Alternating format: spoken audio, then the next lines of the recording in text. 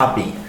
9mm pistol, is it worth it? Why is this gun only 300 bucks? Some cases less.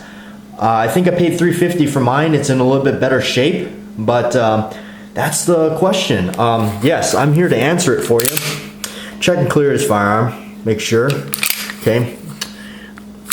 All right, that was my questions. A lot of questions were rattling around in my head when I went to buy this gun online, and I was wondering, am I gonna get a quality pistol, or am I get something that's gonna just fall apart on me?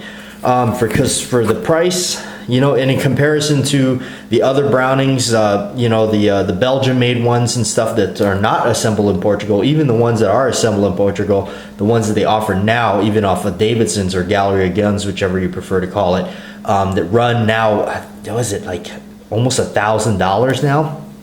I think it's upper 8s, 9s, I could be mistaken. I have to check again. It was kind of a question to me, like, what kind of a gun am I getting for a fraction of the cost? Well, to answer that, you're getting a really good gun. This actually, the quality of this pistol, really, it shocked me. I was afraid of a lot of things. I was afraid of, is it gonna feed correctly? Is it only gonna like full metal jacket bullets? I was reading up some stuff that it only likes certain types of bullets, truncated cone and whatnot. This baby fed everything. Hollow points, I ran through it. Full metal jackets, I ran through it. I have a video on the range test with it here. So at the top of the video here, you can click that that little box there, the red box you see there, and I'll show you this at the range. Anyway, this one does not, if you notice, I don't have a magazine in it. The odd thing about it, now I didn't do anything to it, you know, we'll check and clear it one more time.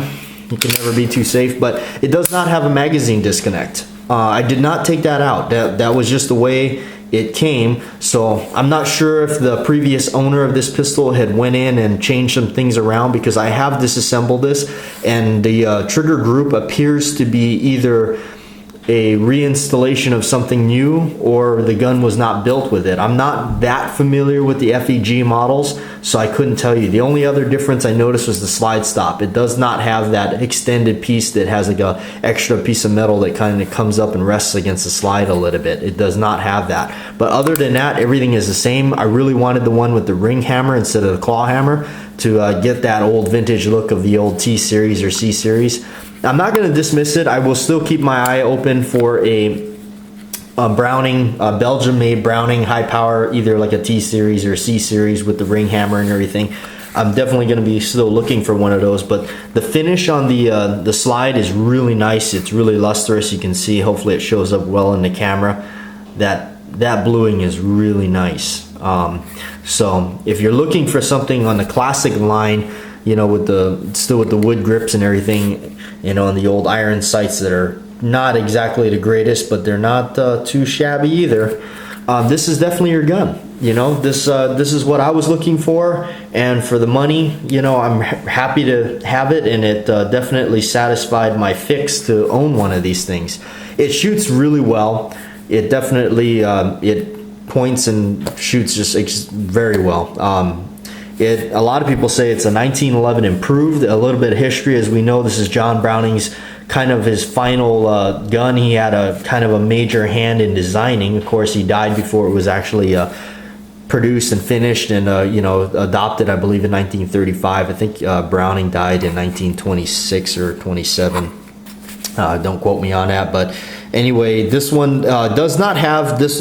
These grips are aftermarket, from what I understand. I looked these up. These are very expensive. They're the thin line grips. Now again, this all came with the gun, so the gun just came exactly like this. The standard grips seem to be thicker and have like a border around it. Kind of looks like almost like a cabinet door. Kind of interesting, but they're cool. I still, if I ever found a pair, I would snatch them up for a good price and slap them on this gun just to give it a little bit more of that old vintage look. But it's pretty cool. The grips on this is pretty nice. They kind of have a red look to them, and kind of the darker wood going through it and everything. Really nice. So let's go ahead and show you how this thing takes down, because if you're not familiar with how a Browning takes down, this one does take down just like the rest of the other Brownings, hence it's an exact copy of it, only it's made in Hungary. It's called a Model PJK 9HP. So FEG, imported by KBI Inc. So, all right, so you lock the slide back, and your thumb safety there will hit through the notch right there. Okay, there on the other side, you'll see here, you just push the slide stop right out. Okay, that comes out. You slowly release that, and the slide comes right off. Okay, the internals are just like a high power. As I said, it's an exact copy. The interesting thing about the high power is there is no bridge or connector that connects the trigger to the sear. Here's the sear right here. You can see it, this little worn spot, that's actually where it's activated. You can see if I push down on it, if I can hold the hammer back, you push down on it, you can see it move. So that's actually where it's contacting. But unlike the 1911, the entire trigger bar connects to the sear. This one, nothing. But if you notice when I pull the hammer, or the trigger rather, you see that little tab that pops up? That is running into a bar that's installed in the slide right here. The bar teeters, and when it teeters, it hits right here. And that's what activates a sear to drop the hammer. Interesting, very interesting. So a little bit different design. The rest of this is actually quite, you might recognize it as being something on the modern pistols, and definitely when we take the barrel out, you will see a similarity in some of the modern pistols. Now when you take this out, note what angle this goes in and what direction, because you can't put it in upside down, it doesn't work. Okay, so keep an eye on how that goes in. Barrel lifts up just like a modern gun now, huh? Kind of like a Glock. Hey, that looks like a Glock barrel, just about. Has the locking grooves up here like a 1911, but other than that, it's very Glock-like. Looks like I'm getting a little rust. I better treat this thing, but anyway, look down the barrel. Ooh, she's dirty. I don't think I cleaned this after I fired it last. Don't tell anybody that. Anyway, the ramp is, this is exactly the way it came. I didn't modify it or anything, so I don't know what kind of work has been done to it, but like I said, it feeds great. I don't think anything's been modded. I've never had a malfunction with it, right? Knock on wood. But for the most part, everything seems to be holding up right. I've shot it a bunch. It hasn't fallen apart, broken, shattered, blown up.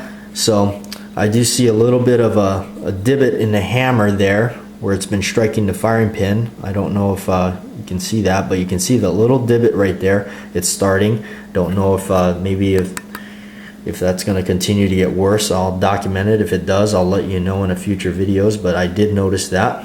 Okay. Normal wear on the inside, it seems like, you know, just the finish on the frame is weird.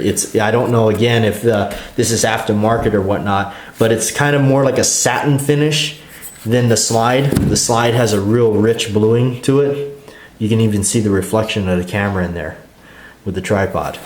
But everything else is like this satin, almost maybe a semi-gloss finish on the rest of it. But I will have to clean this barrel up. It looks like it's starting to get a little rust on it. Don't neglect your guns. Anyway, but other than that, it goes right back in there. As we remember, the way this spring comes out. Let me do this around the camera. It's a little funky. Okay. All right. Put that back in. Slide it on. Lock it back in place. Let's do a reverse. Put the slide stop back in. Release that. There she is, right there. External extractor there. That can be taken out by the, I believe, the pin on top here. You drive the middle pin out here to take that teetering bar off the slide and everything. So the magazine release is exactly like a 1911. So that's another thing to.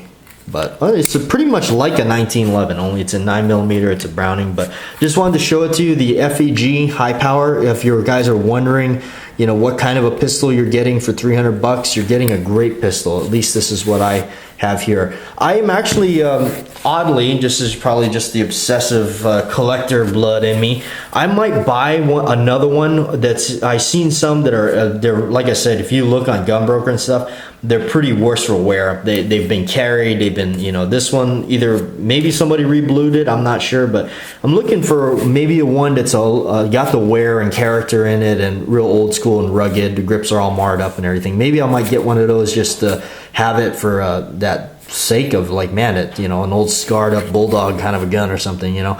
But anyway, I just wanted to do that quick review, show it to you a little bit up close, see what you're kind of getting for $300, $350, whatever it is they're running. I've seen some that are going for $400, but they're pretty much brand new in the box. But yeah, any questions about the FEG? I tell you, my experience with it, it's been great. What a great pistol for $300 or $350. I can't remember exactly what I paid for, but it definitely was in the low numbers. It definitely was under $400 for sure, and that was with shipping and everything to the gun shop. So yeah, any questions about it? You are getting a great gun, so don't fear. At least mine, I can speak only for mine. I can't speak on yours or Harry or David's, anybody on down the road, but I can tell you that mine is fed perfectly. It hasn't jammed. It's very accurate. I've had no problems with it. It's not a regretful buy, as you saw or heard already. I'm thinking about buying another one, but anyway, I'm Batjac J.W. I'm signing off. That's the Browning copy, the FEG model of the high power in 9mm. All right, please like, share, and subscribe.